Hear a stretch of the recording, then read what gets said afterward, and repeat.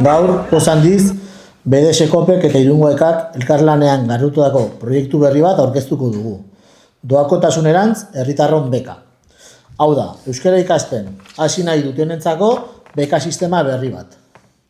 Irunen, jende askok euskara ikasi nahi du, baina tamalez, hainbatek ez du behar beste baliabide. Gure ustez, euskara ikastea eskubidea da, eta inor ezin da euskaltetik kanpora gelditu traba ekonomikoak direla eta. Horregatik sortu dugu proiektu hau. Oso sinplea da, eta bi protagonista nagusi ditu. Batetik, euskara ikasten hasi nahi duena, eta pertsona horri zera esan nahi dugu. Ez duzu dirurik aurreratu beharko. Euskara ikasten hasi nahi baduzu, zatoz lasai gure euskaltegira. Ez dugu nahi inor kanpoan utzi. Euskara ikasteak eskubidea izan behar du, baita doakoa ere.